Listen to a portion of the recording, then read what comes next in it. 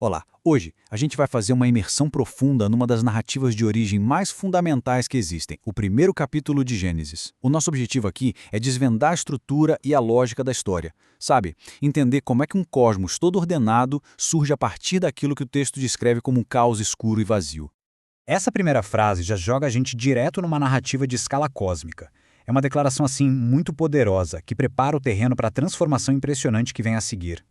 Logo em seguida, o texto descreve como era o mundo no início, sem forma e vazia, com trevas sobre a face do abismo. E olha, isso aqui não é só uma tela em branco não, é um caos ativo, um abismo de água escuro, só esperando para ser organizado.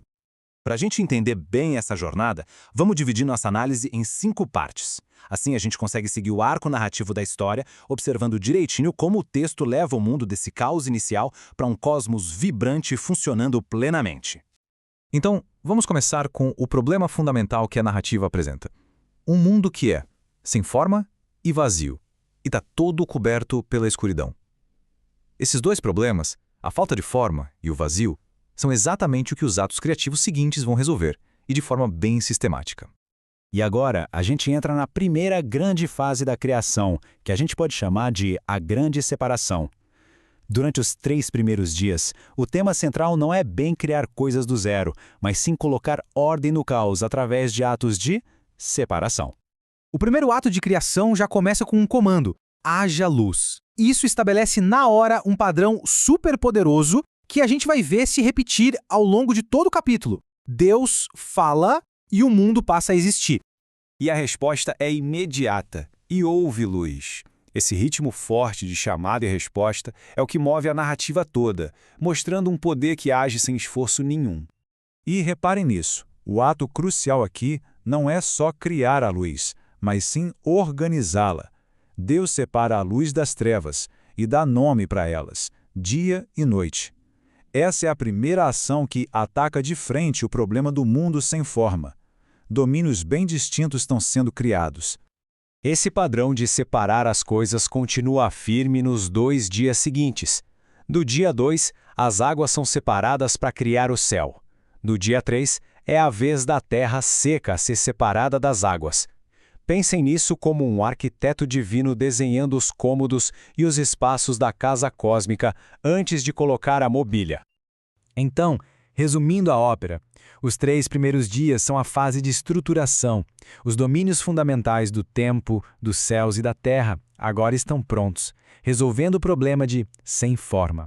Mas eles ainda estão vazios.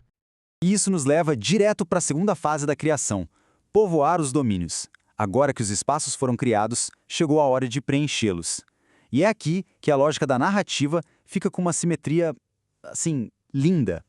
No quarto dia, o céu e o domínio do tempo, que foram criados lá nos dias 1 e 2, são finalmente preenchidos. O sol, a lua e as estrelas são colocados no seu devido lugar. E não como deuses, mas como funcionários cósmicos com tarefas a cumprir, governar o dia e a noite e marcar as estações. Seguindo esse mesmo padrão, o 5º dia preenche as águas e os céus. As criaturas marinhas e os pássaros aparecem. E é aqui, pela primeira vez, que a gente encontra uma bênção divina.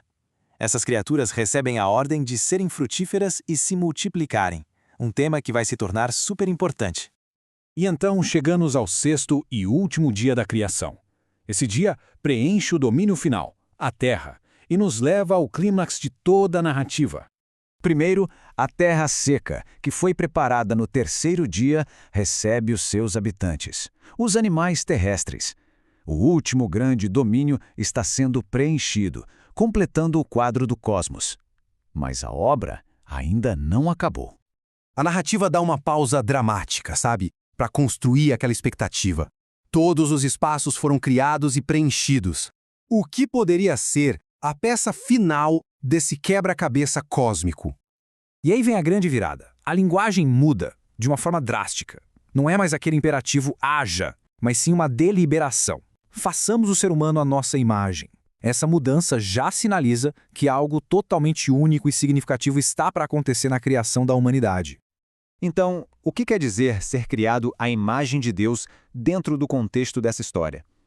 O texto conecta isso direto com uma função. Não é sobre aparência física, mas sim sobre um papel a ser desempenhado, uma vocação para representar a autoridade e o cuidado de Deus dentro da criação. O versículo 28 detalha bem essa função. É o mandato para ser frutífero e multiplicar-se, encher a terra e subjugá-la, e dominar os outros seres vivos. Isso é apresentado como uma delegação de autoridade real, um chamado para governar o mundo como administradores sábios e cuidadosos. E assim, com a humanidade instalada como governantes delegados, a obra está concluída. O que nos leva ao veredito final de toda a narrativa. Essa estrutura de 6 dias é totalmente intencional. Ao longo desses 6 períodos, a gente viu uma progressão muito clara da desordem para a ordem, do vazio para a plenitude, culminando num cosmo completo. E aqui está o veredito final. Nos dias anteriores, o refrão era que a criação era boa. Mas agora, olhando para o todo, a estrutura, os habitantes, a humanidade em seu lugar, a avaliação sobe de nível para muito bom. Isso significa um estado de perfeição, de harmonia, de obra completa. Em resumo, a jornada narrativa de Gênesis 1 nos leva do caos sem forma e do vazio escuro a um cosmo ordenado, povoado e funcional. E tudo isso declarado como muito bom. Isso nos deixa com uma pergunta para reflexão. O que essa sequência tão deliberada da criação, de primeiro estruturar os espaços para depois preenchê-los, revela sobre a lógica por trás e a mensagem dessa história tão antiga?